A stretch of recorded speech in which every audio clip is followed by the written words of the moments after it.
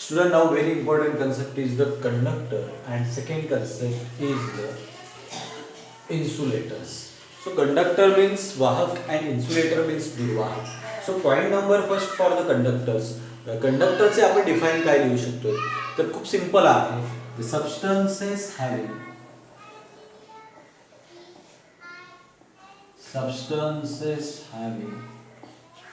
very low resistance are called, त्याला म्हणायचं conductors. The substances having very low resistance.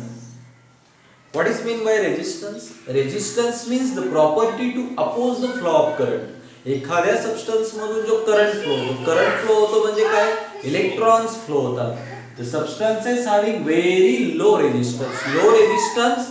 Resistance म्हणजे to oppose the flow of current जो flow होतो त्या current फ्लोला oppose करण्याची जी property आहे म्हणजे रेजिस्टन्स लो असेल म्हणजे त्याला अपोज करणं जर कमी असेल तर त्याच्यातून करंट सहजरित्या फ्लो होईल. म्हणजे the substances having very low resistance are called conductors. Resistance म्हणजे it is property to oppose the flow of current म्हणजे करंट जो फ्लो होतो त्याला अपोज करण्याची प्रॉपर्टी आणि ती जर लो असेल कमी प्रमाणात असेल तर करंट त्याच्यातून फ्लो होतो आणि ते जे सबस्टन्सेस आहेत त्याला म्हणायचं कंडक्टर्स.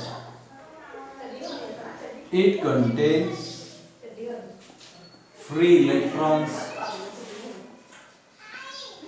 मग करंट कसा फ्लो होतो तर फ्री इलेक्ट्रॉन असतात. फॉर एक्झाम्पल हा एक रॉड आहे, इथे इलेक्ट्रॉन आहे, तिथे इलेक्ट्रॉन आहे, तिथे एक समजून घ्या every object in the universe is made up of minute particle. त्या मायन्यूट पार्टिकलला आपण म्हणतो ॲटम म्हणजे अणूचे 3 पार्टिकल्स आहेत प्रोटॉन्स, इलेक्ट्रॉन्स आणि न्यूट्रॉन्स.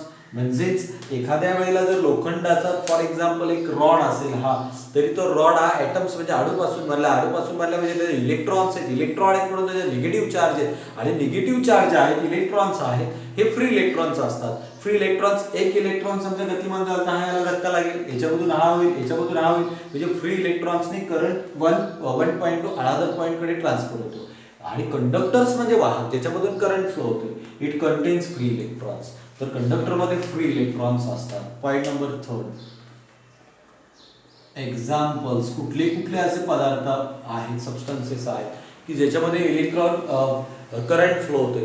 तर आपण जर वायरिंग पाहिली आपली घरामध्ये घरामध्ये वायरिंग जर पाहिली तर त्या वायरिंग मधील वायरिंग ज्या आहेत ज्या तारा आहेत त्या कोणापासून बनलेल्या असतात कॉपर म्हणजे तांबे. So copper is a ideal example of conductors. Second आपण पाहिलं तर आयर्न म्हणजे लोखंडामधून पण करंट पास होतोय. तर अशा पद्धतीने 2 एक्झाम्पल लक्षात ठेवले तर copper ions are the very important example for the conductor. So what is mean by insulator? Insulator म्हणजे दुर्वाहक ज्याच्यामधून करंट फ्लो होत नाही. याची व्याख्या काय? The substances having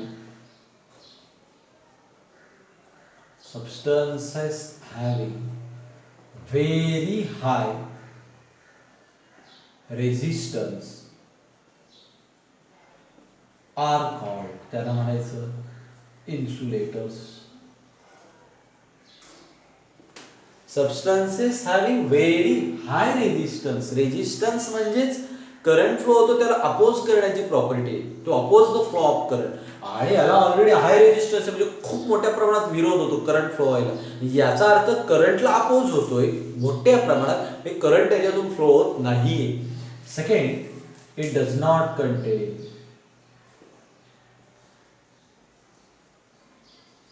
free electrons conductor मध्ये आहेत म्हणून करंट फ्लो होतोय. आणि हा जर आपण हाय रेजिस्टन्स खूप रेजिस्टन्स असेल अपोज करण्याची प्रॉपर्टी खूप असेल याच्यामधून करंट फ्लो होतोय याचा अर्थ करंट फ्लो होत नाही म्हणजे it does not contain free electrons. त्याच्यामध्ये फ्री इलेक्ट्रॉन नाहीत. Point number 3 examples. याचे एक्झाम्पल्स कुठले असे सबस्टन्सेस आहेत की ज्याच्यामधून करंट फ्लो होत नाही? Wood, rubber, plastic are generally example of insulator. तर तुम्हाला इन्सुलेटर आणि कंडक्टरवर जर डिस्टिंग्विश बिटवीन विचारलं तरी आन्सर तेच. त्यानंतर तुम्हाला जर डिफाईन विचारलं तरी आन्सर ते. तुम्हाला विचारतील why copper is called conductor copper हा why copper is called good conductor copper हा उष्ण इलेक्ट्रिसिटीचा गुड कंडक्टर का आहे because it contain free electrons त्याच्यामध्ये फ्री इलेक्ट्रॉन आहेत आणि low resistance capacity of low resistance त्याच्यामध्ये रेजिस्टन्सची कॅपॅसिटी कमी आहे त्याचबरोबर त्याच्यामध्ये फ्री इलेक्ट्रॉन्स आहेत म्हणून तो काय बरं good conductor why wood is called as insulator वुडला इन्सुलेटर का म्हणतात because it does not contain free electron त्याच्यामध्ये फ्री इलेक्ट्रॉन नाही आहेत म्हणून तो इन्सुलेटर मध्ये येऊन जातो अशा पद्धतीने खूप सिंपल पॉईंट्स आहेत पॉईंट 3 ना आहेत डिस्टिंग्विश विचारलं तरी त्याचा आन्सर शॉर्ट नोट विचारले तरी हेच पॉईंट्स आपल्याला राईट करायचे आहेत ऑब्झर्व करा नेक्स्ट टॉपिक आपण पाहू खूप सिंपल आहे सायन्स आपण जर विचार केले तर नेक्स्ट टॉपिक आपण पाहून घेऊ आता तर नेक्स्ट टॉपिक आहे बुक मध्ये आपल्या दिलेला आहे तर तो टॉपिक आहे 1 ampere current 1 ampere is equal to 1 volt.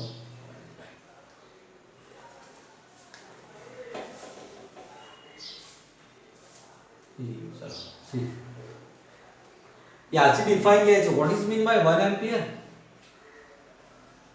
1 ampere म्हणजे काय याची डिफाइन कशी लिहायला अरे हा सिम्बॉल लक्षात घ्या या सिम्बॉलवरून आपण राईट करू शकतो सी मीन चार्ज चार्ज कुठल्या लेटरने रिप्रेझेंट करतात क्यू लेटरने रिप्रेझेंट करतात पण इथे सी लिहिलेले चालेल इथे क्यू घेतला तरी चालेल ampere ampere is the unit of current ampere ही करंटचे युनिट आहे ते आपण पाहिले पण आपल्याला ह्या 1 ampere is equal to 1 charge upon 1 time किंवा चार्ज त्याला आपण क्यू लेटरने पण लिहितो ओके किंवा याला सी मीन्स कुलम पण असे म्हणतात ओके तर आपण बघू the unit of charge is coulomb तर चार्जचं युनिट काय बरं कुलम आहे SI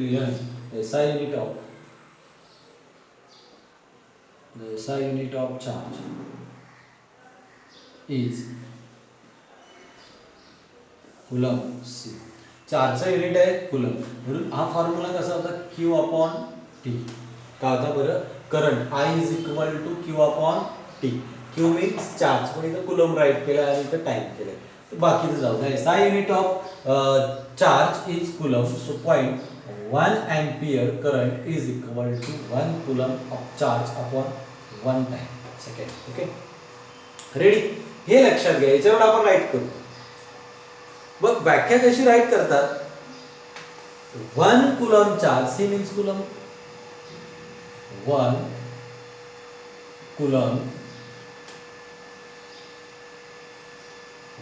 coulomb charge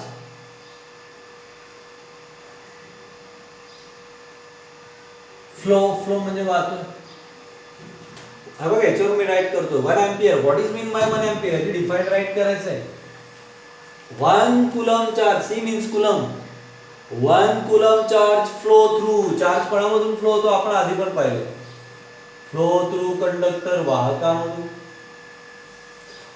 1 coulomb charge कशामधून फ्लो होतो फ्लो थ्रू कंडक्टर वाहकामधून पण कधी इन 1 सेकंड एका सेकंदामध्ये इट इज कॉल्ड त्यालाच म्हणायचं 1 ampere so very easy definition what is mean by 1 ampere हे लक्षात घ्या 1 ampere is equal to 1 coulomb upon 1 time okay 1 C means coulomb 1 coulomb charge कोणामधून फ्लो होतो फ्लो थ्रू कंडक्टर पण कधी in 1 second it's called 1 ampere त्याला म्हणायचं 1 ampere SI unit of charge is coulomb इतकी सिंपल ही पण कन्सेप्ट आहे ऑब्झर्व करा नेक्स्ट कॉन्सेप्ट खूपच महत्त्वाची आपण तिचा अभ्यास करतोय आणि तिचा अभ्यास केल्यानंतर ही कन्सेप्ट तुम्हाला लक्षात घ्यायची what is mean by potential difference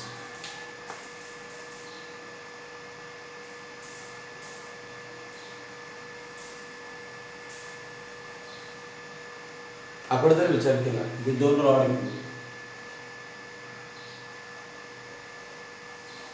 positive charge negative charge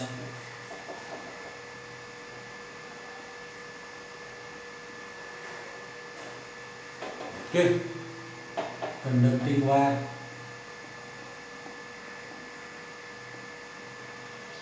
ready हे बघा, हा पॉझिटिव्ह चार्जचा एक रॉड आहे आणि तो निगेटिव्ह चार्जचा रॉड आहे आणि मध्ये एक कंडक्टिंग वायर आहे.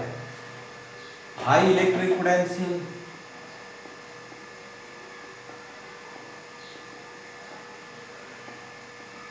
आणि हा आहे लो इलेक्ट्रिक पोटेन्शियल. तो बघा बरं, इथे 2 पॉइंट मी महत्वाचे अधोरेखित करतो. 1, इलेक्ट्रॉनवर कुठला चार्ज असतो? Negative charge.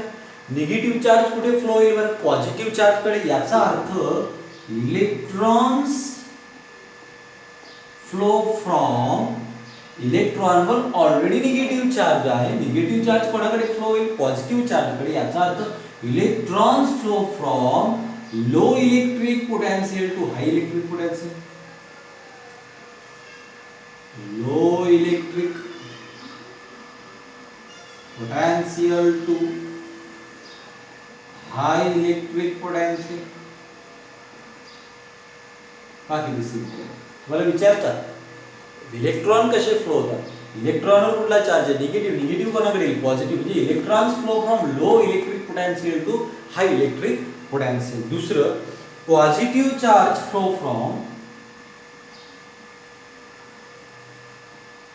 Positive charge flow from, positive charge कसा फ्लो होतोय? हा पॉझिटिव्ह, हा कोणाकडे फ्लो होईल? निगेटिव्ह कडे. म्हणजेच हाय इलेक्ट्रिक पोटेन्शियल कडून low electric potential.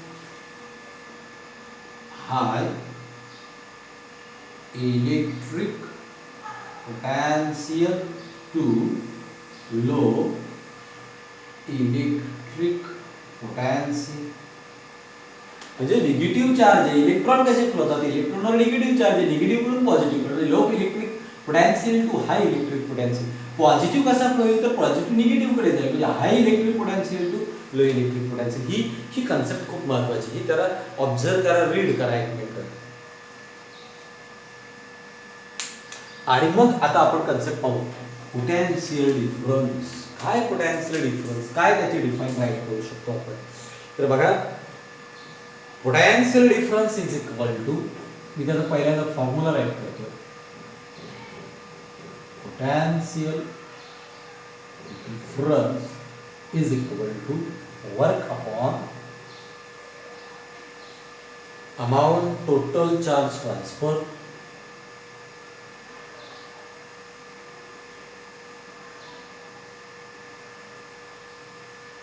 Okay.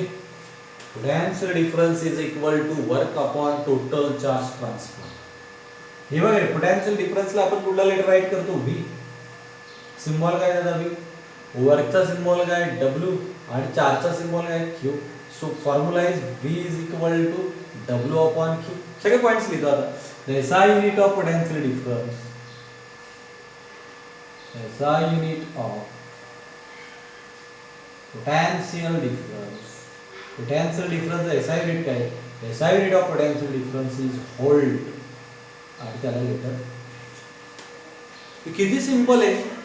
Potential difference is equal to काय फॉर्म्युला आहे? Work upon total charge transfer. किती ट्रान्सफर झाला? चार्ज. पोटेन्शियल डिफरन्स कुठल्या लेटरने? V. वर्क कुठल्या लेटरने? W. आणि चार्ज कुठल्या लेटरने? Q. The SI unit of potential difference is volt. Potential difference SI unit volt. Same आपण आता डिफाइन केली. Point number first, the amount of, amount म्हणजे प्रमाण, the amount of work done, इथून लिहू आपण, the amount of work done. हे बघ, हे amount of work done कार्य करते. the amount of work done to carry unit, to carry unit. आता बघा, चार्ज ट्रान्सफर होतो. चार्ज दोन आहेत, एक पॉझिटिव्ह आणि एक निगेटिव्ह आहे. The amount of work done, कार्य घडतंय, पण कधी घडतंय? कसं कार्य घडेल? Total charge transfer. Total charge, positive charge transfer होतात. The amount of work done to carry unit positive charge, positive charge from, कसं ट्रान्सफर होतोय? 1.1 अनदर पॉइंट, 1.2 another point. एका पॉईंटकडून दुसऱ्या पॉईंटकडे, एका भागाकडून दुसऱ्या भागाकडे पॉझिटिव्ह चार्ज, आणि जेव्हा पॉझिटिव्ह चार्ज एका पार्टकडून दुसऱ्या पार्टकडे झाला तेव्हा वर्क झालं, काम झालं, वर्क काम. अमाऊंट ऑफ वर्क याच्यावर राईट करतोय. What is mean by potential difference हे लक्षात घ्या. Potential difference is equal to work upon total charge transfer. So potential difference is represented by English letter V, work is represented by English letter W, and charge is represented by English letter Q.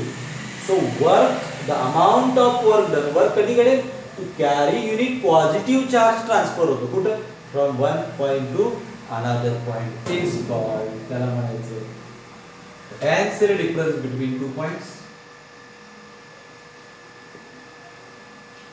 is called potential difference between two.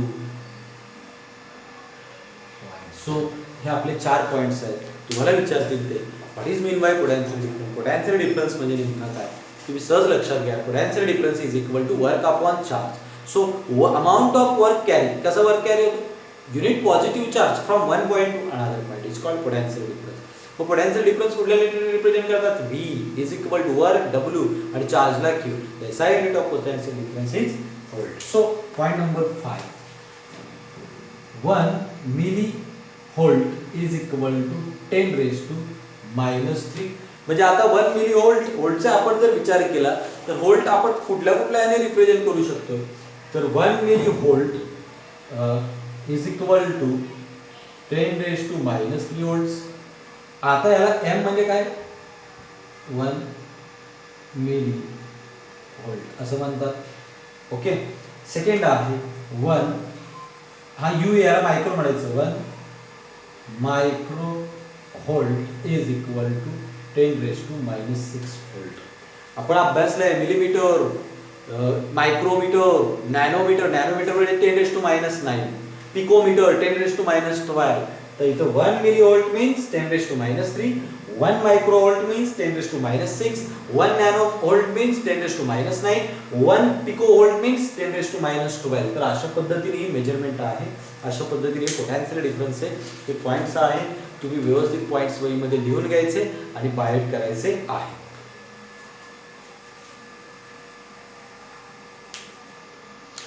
त्यानंतर आपण एक महत्त्वाची गोष्ट concept अभ्यास करतोय आज, ती खूप महत्त्वाची आहे.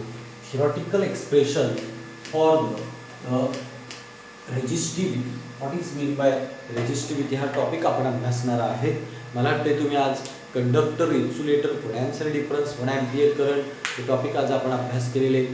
ते टॉपिक्स तुम्ही आज ऑब्झर्व करायचे आणि तातडीने ते टॉपिक्स बाहेर पण करायचे आहेत. उद्या आपण रेजिस्टिव्हिटी हा टॉपिक अभ्यासणार